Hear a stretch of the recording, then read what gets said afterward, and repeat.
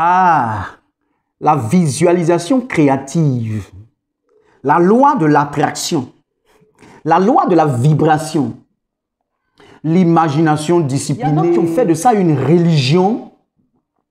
Voilà, parce qu'ils ont trouvé un secret. Ils ont trouvé le moyen d'obtenir tout ce qu'ils veulent dans cette vie de façon égoïste. Ils ont trouvé le moyen d'attirer tout à eux sans vraiment avoir besoin de donner un culte à Dieu. C'est pour eux le moyen de se détacher de Dieu parce que là, je peux tout obtenir, je peux tout avoir sans Dieu. Mais ce n'est pas nouveau. Et puis, n'ayez pas peur de ces termes-là parce que dans l'essence même, c'est comme ça que Dieu a fait l'homme. C'est avec ces facultés-là qu'on participe au monde des esprits. Donc, n'ayez pas peur de ces mots. C'est la vie supérieure des esprits. Mais on ne pénètre pas la vie supérieure des esprits comme ça. Non. On y entre avec un manteau, avec une identité spirituelle, avec un code familial, avec une certaine autorité bien définie. Oui, parce que le terrain où tu rentres là, c'est un terrain miné par des esprits, c'est miné par des démons.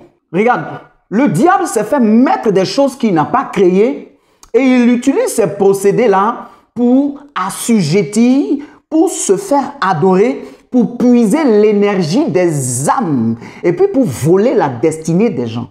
Le diable vous donne des mirages et puis il vous éloigne de la présence de Dieu, de l'adoration de Dieu.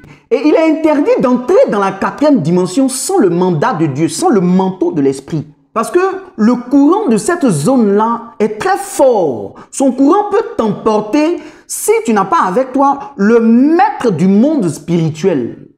C'est Dieu qui a dit à Abraham, entre dans ta 4e dimension et commence à voir les étoiles comme tes enfants. C'est Dieu qui a donné l'autorisation. Dieu a dit à Noé, regarde les mesures du bateau du déluge dans le fond de ton esprit, dans la chambre de ton esprit. C'est avec l'autorité de Dieu que Josué a pénétré la 4e dimension de la supériorité pour gérer, pour gouverner Israël avec une main de fer et conduire Israël dans la promesse divine.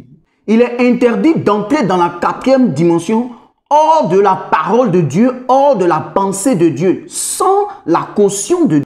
Je vais vous prendre 2 exemples.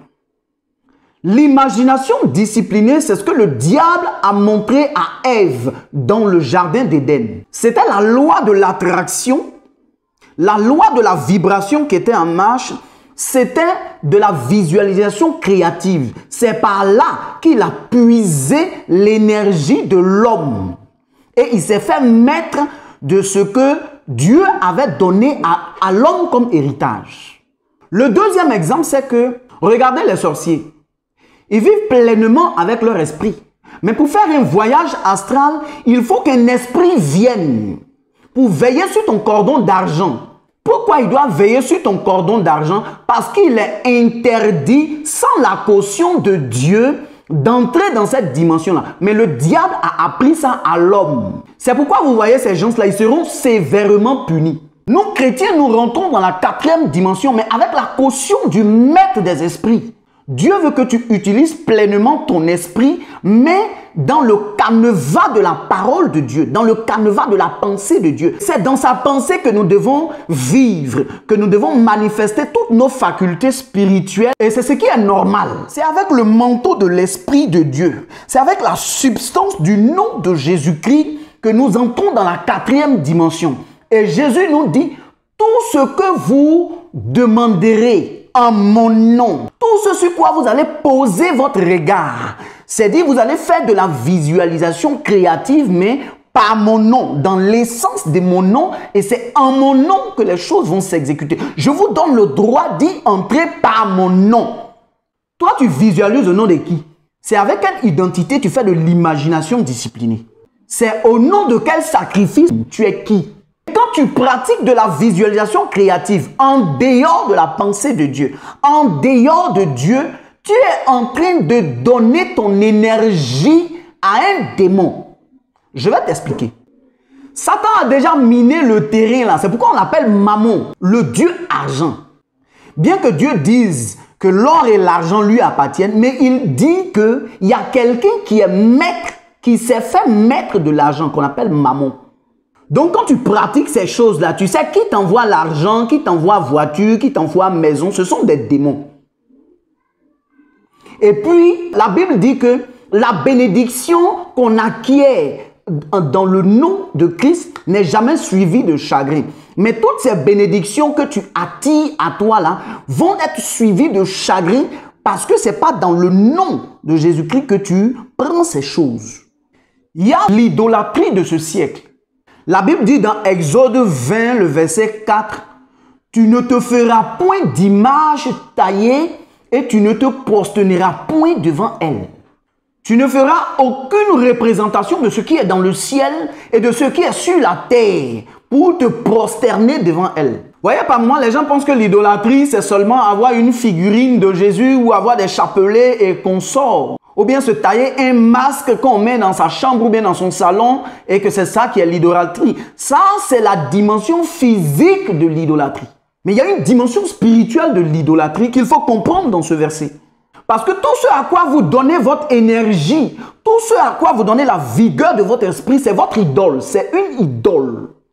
Actuellement, tu prends un jeune là, un contemporain là, tu lui dis, bon d'accord, prends une image, dépose ça chez toi, c'est ton Dieu qui est là, il faut l'adorer. Il va te dire non, peut-être sous le prétexte qu'il va à l'église, peut-être même qu'il ne va même pas à l'église. Mais il ne va pas le faire.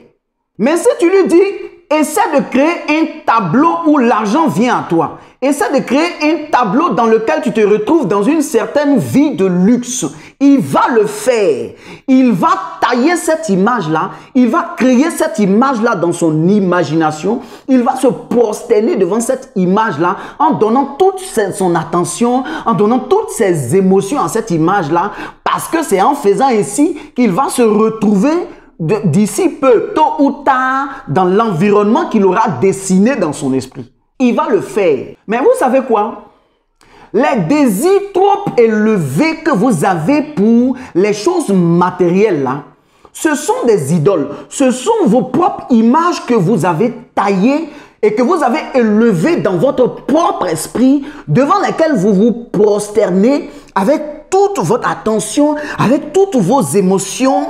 Vous vous prosternez devant ces images, vous vous inclinez devant ces images. Mon frère, c'est de l'idolâtrie.